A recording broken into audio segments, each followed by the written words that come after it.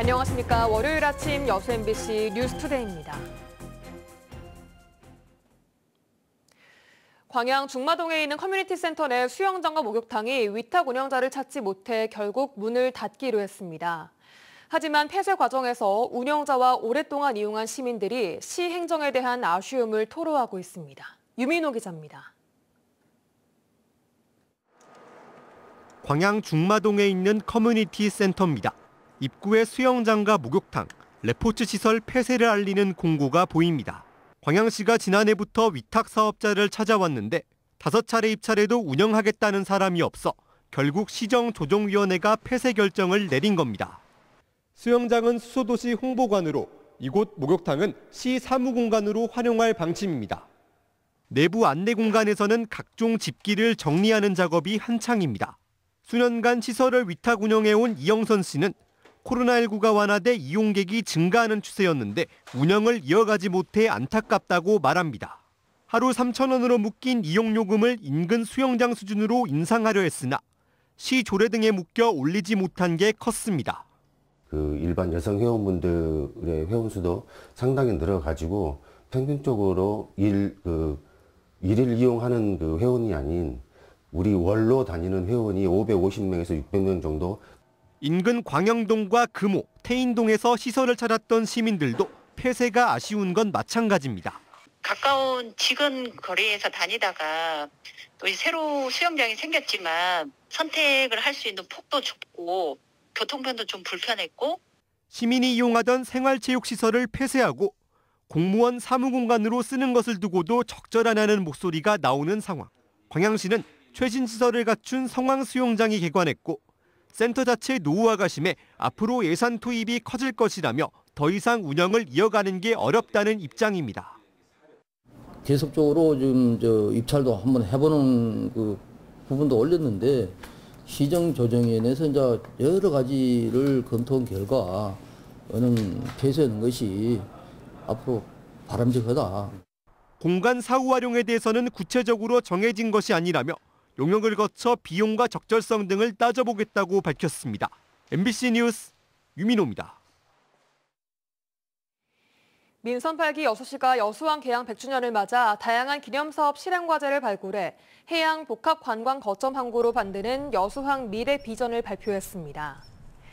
여수시는 지난해 7월부터 용역에 나서 개항 100년사와 화보집을 발간한 데 이어 여수항 미래 100년 비전을 수립하고 있으며 해양 레저 관광 활성화와 박람회장 정비 등을 통해 여수항을 사람 중심의 해양 복합 관광 거점으로 집중 육성할 계획입니다. 여수시는 또 오는 4월 1일 여수 개항 100주년 기념식과 타임캡슐, 다큐멘터리, 창작 뮤지컬 제작 등 국도비와 시비 등 2,149억 원의 예산을 들여 다양한 기념사업도 차질 없이 진행하고 있습니다.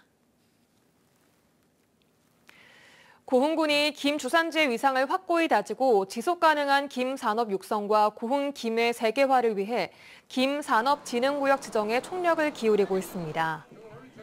고흥군은 해양수산부가 올해 한 곳당 50억 원씩 3곳을 지정해 김 산업의 진흥을 지원하기로 함에 따라 최근 공모 신청서와 예비 선정 계획서를 제출했으며 민선 8기 공약 사업으로 연구소 건립 운영과 가공식품 제조 등 김 산업의 고부가가치 산업 기반을 조성하고 있습니다. 고흥군은 지난해 물김 생산량이 전국 생산량의 27%인 14만 톤으로 전국 1위였고 마른 김도 전국 대비 18%로 가장 많아 국내 최대의 김 주산지로 주목받고 있습니다.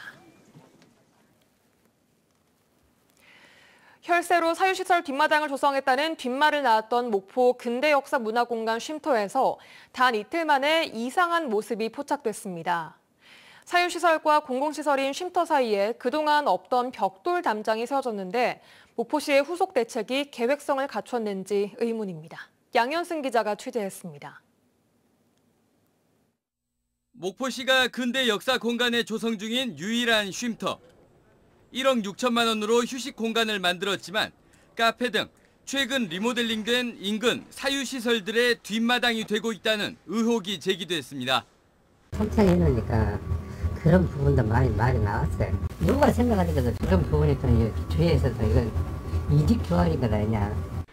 공교롭게도 MBC 취재 이틀 만에 쉼터에 새로운 공사가 이뤄지고 있습니다. 사유시설과 쉼터 사이에 벽돌로 된 담장이 생겨난 겁니다. 역시 통유리창과 출입문이 달린 카페 건물은 제외됐습니다. 앞서 목포시는 쉼터를 사유시설에서 격리하겠다는 구상을 내놓기도 했습니다. 차라리 펜스를 쳐라. 조금 특혜를 주는 것처럼 누구든지 오해를 할 거 아니냐.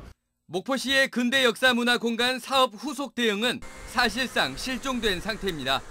45억 원의 건물들을 사들이고 43억 원으로 보수공사한 부서 따로. 이후 목적이 추상적인 건물의 활용을 떠안아야 하는 부서 따로. 2019년 이후 업무 담당자가 부서별로 수차례 바뀌면서 사업 취지와 책임을 찾아볼 수 없습니다. 완벽하게 지분 확보를 못한 건물도 오롯한 주인 행세를 하며 여전히 공사판입니다.